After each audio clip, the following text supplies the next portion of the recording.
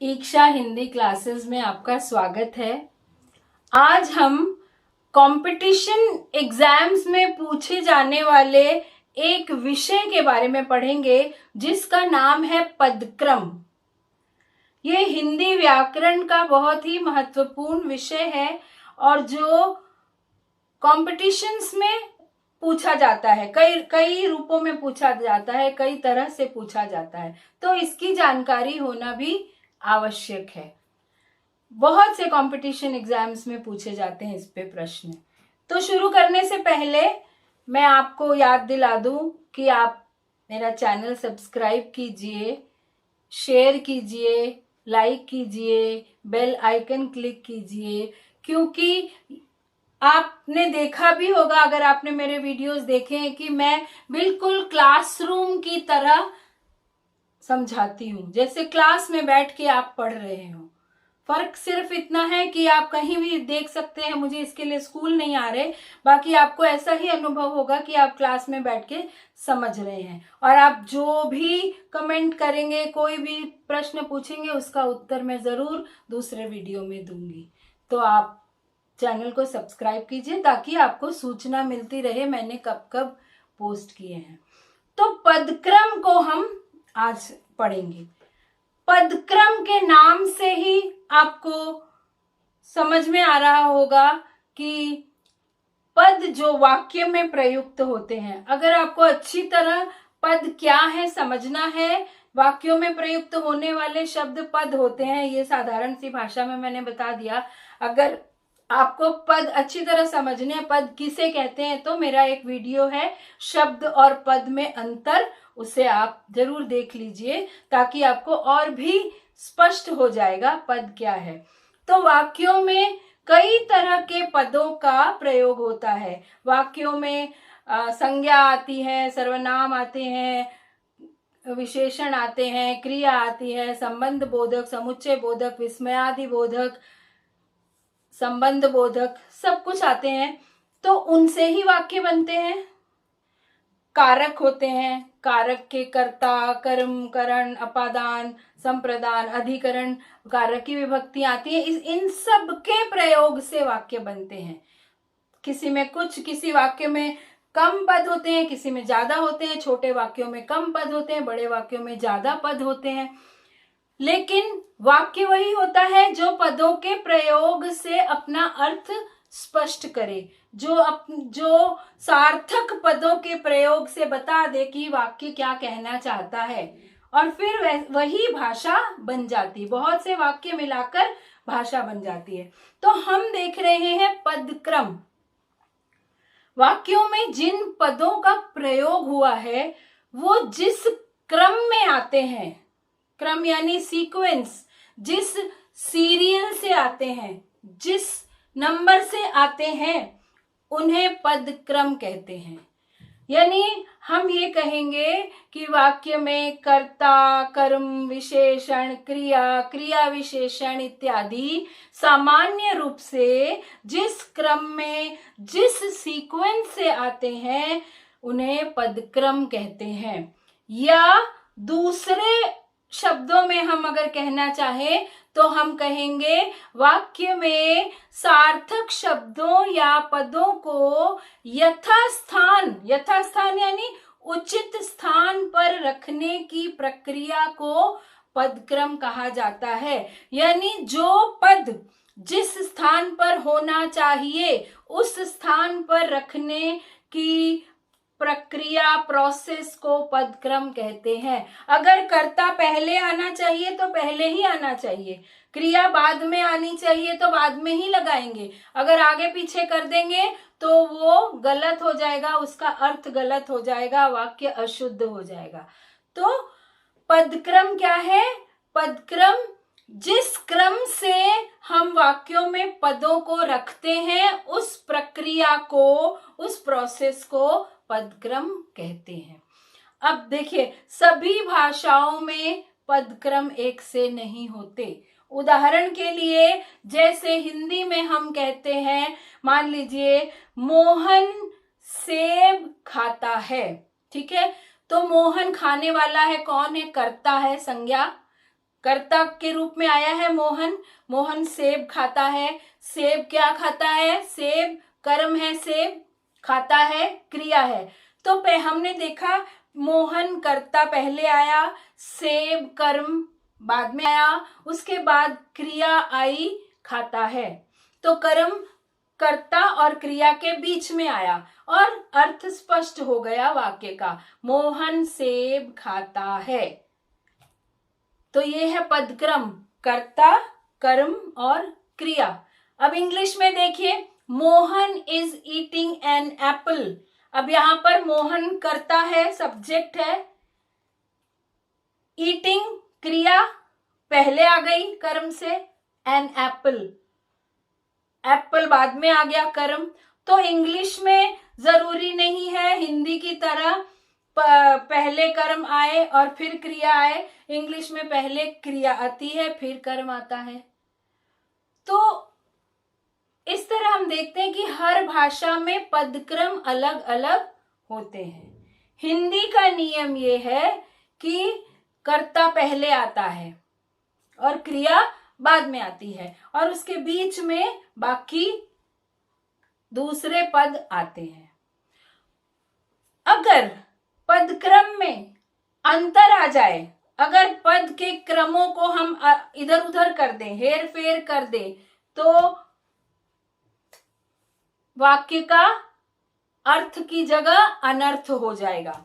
जैसे राम श्याम को पीटता है, ठीक है, राम पीटने वाला है कर्ता, किसको पीटता है? श्याम को, कर्म, पीटता है क्रिया, कर्ता, कर्म और क्रिया। अगर हम ये कर दे श्याम राम को पीटता है, तो उल्टा हो गया, पूरा अर्थ ही बदल गया, पीटने वाला ही बदल गया। तो इस तरह से जो बात हम कहना चाहते हैं, जहां पे कर्ता जो कार्य कर रहा है वो करता है, वो पहले ही आएगा। अगर राम श्याम को पीट रहा है तो राम ही पहले आएगा। इस तरह से एक भी क्रम इधर से उधर हो जाए तो अर्थ का अनर्थ हो जाता है। तो हमने देखा कि पदक्रम क्या है। पदक्रम पदों, वाक्य में प्रयोग होने वाले पदों, जितने भी शब्द वाक्य में प्रयोग होते हैं सब शब्द हैं, सब पद हैं। जितने भी शब्द वाक्य में प्रयोग होते हैं सब पद हैं। तो वाक्य में प्रयोग होने वाले पदों का क्रम, पदों का सीक्वेंस पदक्रम कहलाता है। उनको रखने की जो प्रक्रिया है वो पदक्रम कहलाती है। अब इसके कुछ नियम हैं, पदक्रम के कुछ नियम हैं जो हम देख लेंगे तो हमसे कभी गलती नहीं होगी। देखिए, सबसे पहला नियम है कि वाक्य के आरंभ में कर्ता आता है। आरंभ यानी शुरू में। जैसे मैंने बताया मोहन सेब खाता है, सेब खाने का काम मोहन करता है, जो काम करता है वो कर्ता होता है। तो कर्ता आरंभ में आता है, कर्म मध्य में आता है और अंत में क्रिया आती है। मोहन ने भोजन किया, मोहन कर्ता, भोजन कर्म, किया क्रिया। ये पहला नियम है पदक्रम का।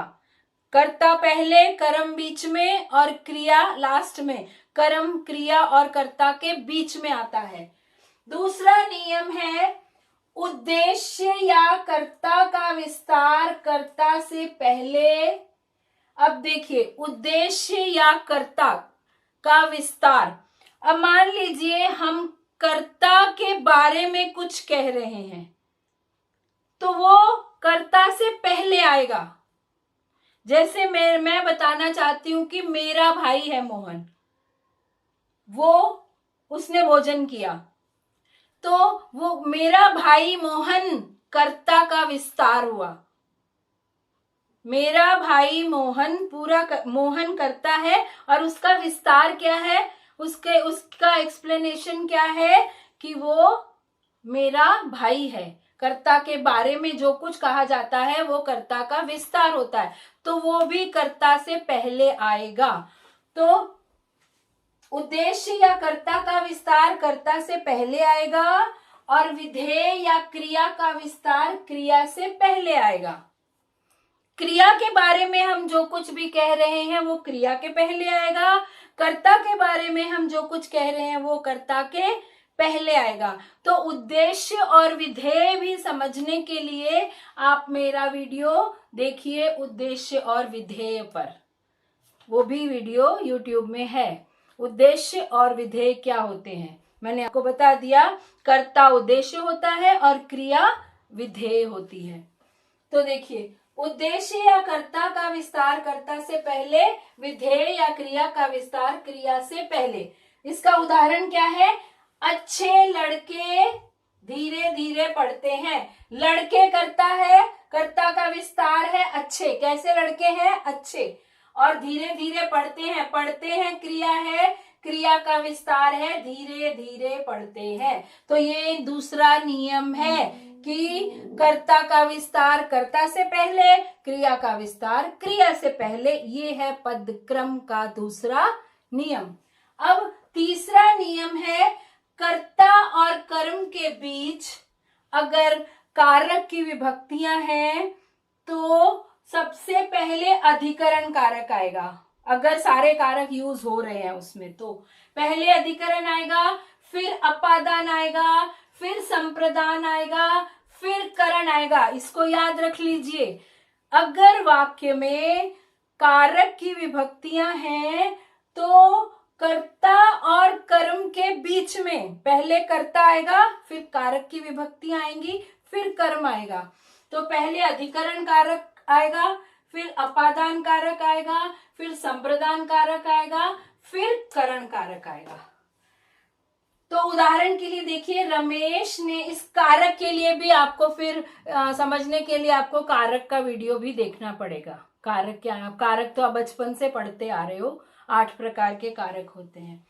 तो इसका उदाहरण है, रमेश ने घर में अलमारी से श्याम के लिए अपने हाथों से पुस्तक निकाली। रमेश ने पुस्तक निकाली। क्या निकाली? पुस्तक। पुस्तक क्या है? कर्म है। तो मैंने क्या बताया? कर्ता और कर्म के बीच। तो ये रमेश कर्ता है और पुस्तक कर्म है। इनके बीच में सबसे पहले क्या आया? अधिकरण। रमेश ने घर में अधिकरण का उदाहरण है, अधिकरण कारक है में। अलमारी से निकाली, अलमारी से अलग हुई, अपादान कारक। फिर संप्रदान के लिए, श्याम के लिए। फिर करण, अपने हाथों से, सहायता ली हाथों की, करण विभक्ति। पुस्तक निकाली। आपको समझ में आ रहा होगा जरूर। इतने आसान शब्दों में मैं आपको बता रही हूं कि कर्ता और कर्म के बीच में, ये तो कर्ता रमेश है और कर्म पुस्तक है, उसके बीच में जो भी कारक की विभक्तियां हैं उनमें सबसे पहले आया घर में अधिकरण, अलमारी से अपादान, श्याम के लिए संप्रदान, हाथों से करण। तो ये तो अभ्यास का विषय है। जब आप अभ्यास करते हो तो आपको समझ में आ जाना चाहिए। फिर देखिए चौथा, संबोधन जो कारक है, संबोधन कारक या विस्मयादि बोधक कारक, जिसमें हम अपने भावों के उद्गार व्यक्त करते हैं, जिसमें भावों के उद्गार व्यक्त किए जाते हैं, जिस चिन्ह के द्वारा विस्मयादि बोधक चिन्ह होता है। इस तरह से एक खड़ी पाई लगाकर नीचे बिंदी, तो उन चिन्हों को जब प्रयोग किया जाता है तो वो आरंभ में आते हैं। पदक्रम के नियम के अनुसार विस्मयादि बोधक या संबोधन कारक आरंभ में आते हैं। हे प्रभु दया करो, हे राम ये क्या हो गया, छी ये क्या है, हाय रक्षा करो, इस तरह के, अरे बाबा, ये सारे वाक्य में पहले आएंगे। ये पदक्रम का नियम है। फिर क्रिया विशेषण क्रिया से पहले आता है। ये अगला नियम है कि वाक्य में यदि क्रिया विशेषण है तो वो क्रिया से पहले आएगा। जैसे वह तेज दौड़ता है, दौड़ना क्रिया है, दौड़ता है क्रिया है, तेज क्या है, दौड़ता की विशेषता क्रिया विशेषण। वह धीरे चलता है, चलना की विशेषता धीरे, दौड़ना की विशेषता तेज, तो ये क्रिया विशेषण है। ये क्रिया विशेषण हमेशा क्रिया से पहले आएंगे, ये बात याद रखिए। ये अगला नियम है। उसके बाद दूसरा नियम है विशेषण विशेष्य या संज्ञा से पहले आता है। हमेशा अगर वाक्य में विशेषण का प्रयोग हुआ है या होना है तो विशेष्य के पहले विशेषण आएगा। विशेष्य कहते हैं जिसकी विशेषता बताई जाए। विशेषण विशेष्य या संज्ञा से पहले आता है। मेरी सफेद कमीज कहाँ है, कमीज क्या है, विशेष्य, संज्ञा जिसकी विशेषता बताई जा रही है। तो कमीज की विशेषता है सफेद, सफेद विशेषण है, ये विशेष्य से पहले आया, संज्ञा से पहले आएगा हमेशा। ये क्रम होना चाहिए वाक्य में कि विशेषण संज्ञा से पहले आएगा। उसके बाद यदि, अगला नियम है यदि वाक्य में दो कर्म है, द्विकर्मक क्रिया है। अब द्विकर्मक क्रिया क्या होती है ये भी आपको देखना चाहिए वीडियो। यदि वाक्य में एक से अधिक कर्म है, दो कर्म है, तो पहले जो कर्म मुख्य नहीं है वो आएगा, फिर मुख्य कर्म आएगा। पहले गौण कर्म आएगा जो इम्पोर्टेंट नहीं है। तो जैसे मैंने सुरेश को अपनी कार बेची, कार यहाँ मुख्य है और सुरेश गौण है। आप कार की बात कहना चाह रहे हो, क्या बेचा, कार को बेचा, तो कार मुख्य कर्म है और सुरेश गौण कर्म है, तो गौण कर्म हमेशा पहले आएगा। मैंने माली को पैसे दिए, तो पैसे दिए मुख्य, पैसे मुख्य है, माली गौण है, लेकिन माली पहले आएगा। तो जब भी वाक्य में दो कर्म होंगे गौण कर्म पहले आएगा, मुख्य कर्म बाद में आएगा। ये है पदक्रम का नियम। उसके बाद है प्रश्नवाचक पद, उस संज्ञा से पहले आएंगे जिसके बारे में कुछ पूछा जाए। जैसे जो प्रश्नवाचक शब्द हैं, प्रश्नवाचक पद हैं वाक्य में, वो हमेशा संज्ञा से पहले आएंगे। जैसे क्या मोहन सो गया, लेकिन अपवाद भी है, बहुत बार क्या बाद में भी आ सकता है, मोहन सो गया क्या, लेकिन सही शुद्ध वाक्य है पहले आना प्रश्नवाचक शब्द का। क्या मोहन सो गया, लेकिन यदि हम कहें मोहन सो गया क्या तो भी सही है, परंतु अगर आप शुद्ध भाषा लिख रहे हैं तो क्या पहले लगाइए।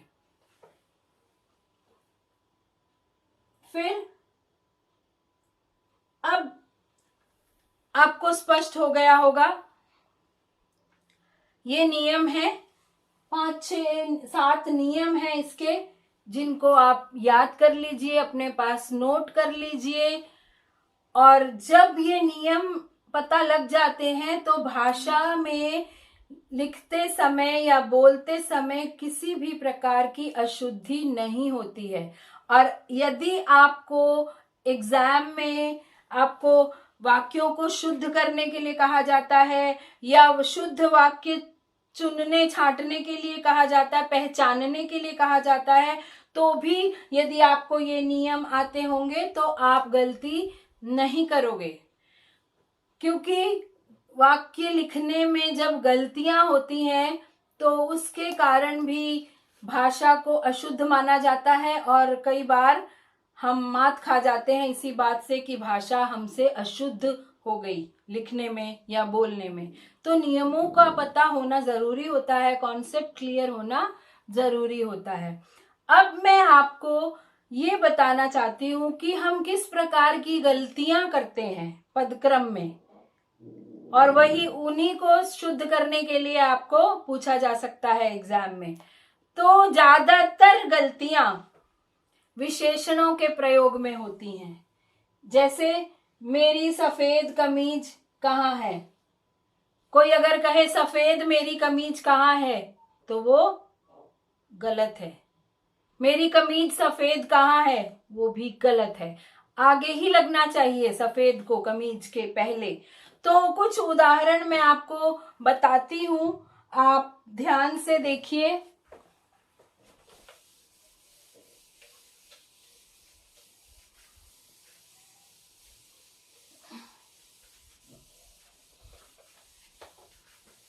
देखिए, पहला उदाहरण है, यहां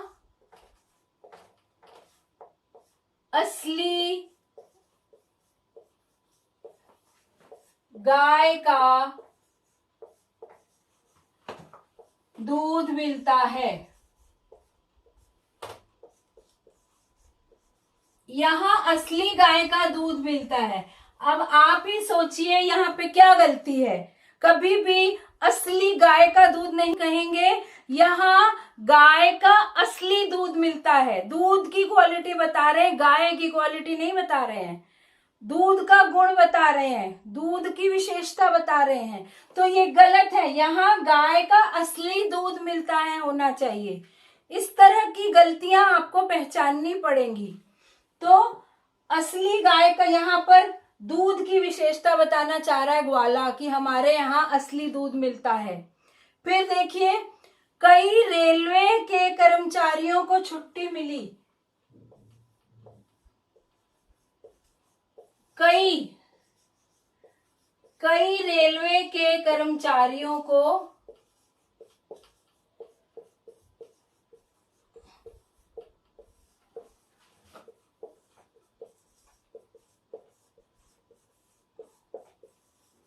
अब कई रेलवे के कर्मचारी हैं, कई रेलवे हैं या रेलवे एक है?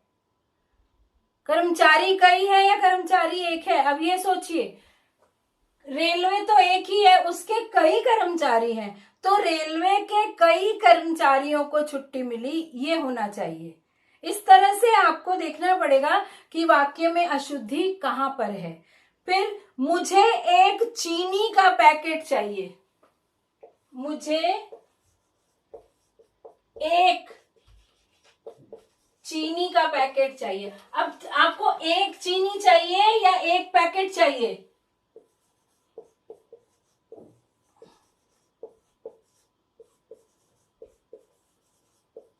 मुझे एक चीनी का पैकेट चाहिए।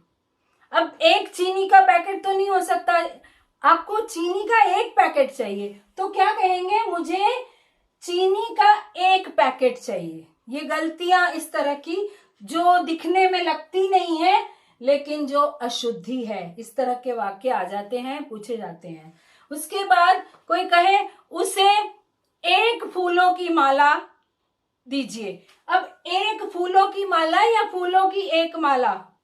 मुझे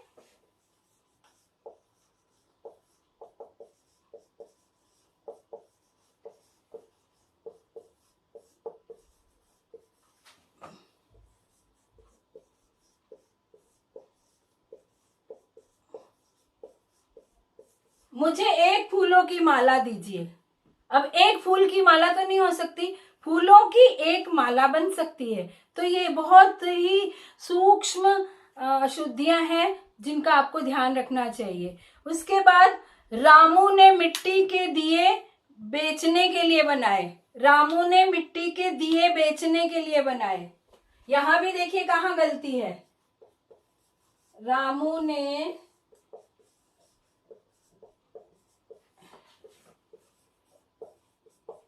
मिट्टी के दिए बेचने के लिए बनाए। यहां क्या होना चाहिए? रामू ने बेचने के लिए मिट्टी के दिए बनाए। बेचने के लिए मिट्टी के दिए बनाए।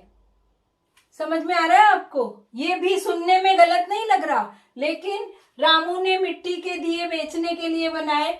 थोड़ा सा भाषा में ऐसे लगता है कि भाषा थोड़ी कमजोर है, तो रामू ने बेचने के लिए मिट्टी के दिए बनाए।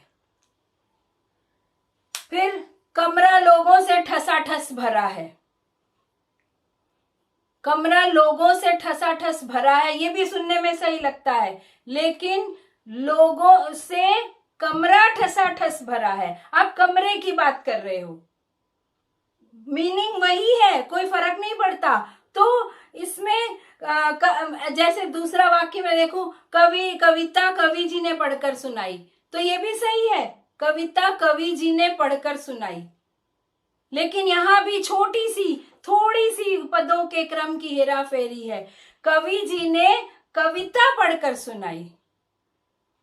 क्या पढ़ा उन्होंने, क्या बेचा है, क्या किसकी माला है, इस तरह से जब आप अर्थ देखोगे तो कहने का मतलब ये है कि बहुत अधिक अंतर नहीं आता उसमें।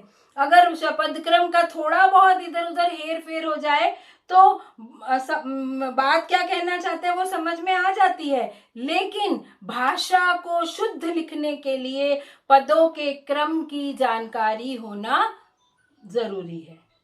कभी आपको लग भी सकता है कि रामू ने मिट्टी के दिए बेचने के लिए बनाए, इसमें क्या गलत है, लेकिन सुनने में जो लोग पारखी हैं, जो लोग अच्छा लिखने वाले हैं, वो झट से पकड़ लेंगे कि नहीं, इसके पदक्रम में और सुधार हो सकता था। रामू ने बेचने के लिए मिट्टी के दिए बनाए। तो आपको स्पष्ट हो गया होगा। अब भी आपको यदि कोई आपको समस्या है, कोई चीज ऐसी है जो नहीं समझ में आई, तो आप कमेंट बॉक्स में लिखिए, मैं आपको उत्तर दूंगी इसका। और जो मैंने कहा है उस बात का ध्यान रखिए, शेयर कीजिए और हमेशा अपने साथियों का ध्यान भी रखिए।